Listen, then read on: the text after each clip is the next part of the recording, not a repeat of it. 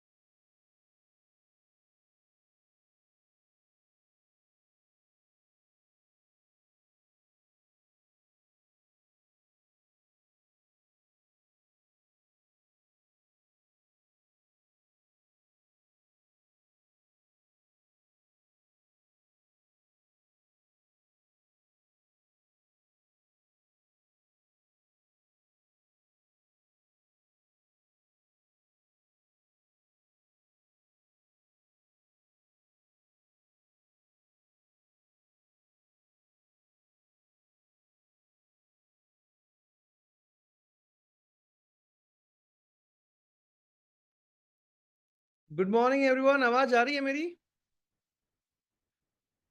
प्रेम शंकर शर्मा जी, नमस्कार नमस्कार नमस्कार। ओके, आकाश पटेल जी, बबलू सोरेन जी, साउमी सर, आपने अपना नाम नहीं लिखा हुआ। दीपक वर्मा जी को देख पा रहा हूँ मैं, ब्रह्म प्रकाश जी, सुमन नंदन मैम, जुगल किशोर जी, प्रेम मेरा जी। पिछले महीने से लगभग लगभग डबल की स्पीड में चल रहे हैं हम इस बार। एलएफपी क्लोजिंग की स्पीड डबल चल रही है। आकाश पटेल सर, जावेद शेख जी, रिंकू कुमार जी, मनोज कुमार जी, राज कुमार जी, उमंग मेहता सर, आशीष जायसवाल जी, निशा मैम है हमारे साथ, ज्ञान रंजन जी, शिवाजी जी, शंकर जी, विशाल जी, अमित रोहेला जी, पूजा गिरी जी, मनीष सिसोदिया जी, ओके, सोंदिया जी, सत्यजीत जी। फटाफट वीडियो पे आ जाओ, फटाफट वीडियो पे आ जाओ, जल्दी जल्दी जल्दी जल्दी। देवेंद्र भाई बालों को ठीक कर रहे हैं, जरूरी है। चंदन कुमार जी, सुदर्शन तिवारी जी, विनोद कुमार जी, विकास पटेल जी, रणधीर शर्मा जी, ठीक है। भाई लोग, ऐसा है कि कल तक मेरी पीपीटी बनने में दिक्कत हो रही थी, लेकिन आज से अब पीपीटी बनना शुरू हो गया है और बहुत तेजी से अब ट्रेनिंग को आगे बढ़ाएंगे। कल लगभग लगभग मैं चाह रहा हूं कि प्रेजेंटेशन ऑब्जेक्शन हैंडलिंग को कवर किया जाए। आज अभी प्रोबिंग और प्रेजेंटेशन तक टच करेंगे, कल प्रेजेंटेशन को पूरी तरह कवर करेंगे। और कल हो सकता है 2 से 2.25 घंटे की ट्रेनिंग रखना चाह रहा हूँ मैं, संडे के दिन। चलेगा क्या सबको? एवरीवन चैट पे जरा लिख के बता दो एक बार। चैट पे जरा लिख के बता दो, एक दिन के लिए, संडे के लिए, थोड़ा सा स्पीड बढ़ाने के लिए, क्योंकि लीड ले रहे हो आप लोग, इसलिए मैं चाह रहा हूँ प्रोबिंग और प्रेजेंटेशन कम से कम अच्छे से कवर हो जाए। तो आज तो अभी प्रोबिंग जल्दी से आधे घंटे में समझाऊंगा, कल जो कवर किया था उसको थोड़ा डिटेल में बताऊंगा, परसों जो किया था। लेकिन कल मैं चाह रहा हूँ 2 घंटे की। Kalandi ji yes, Vinod ji yes, Gyanand ji yes, Munna ji yes, Vijay ji yes, Amit ji yes, Manita ji yes, Sagar ji yes, Mantu ji yes, Manoj ji yes, Aditya ji yes, Ashish Jaiswal ji yes. Yes yes yes yes yes yes yes yes yes, good morning sir, good morning sir, good morning sir.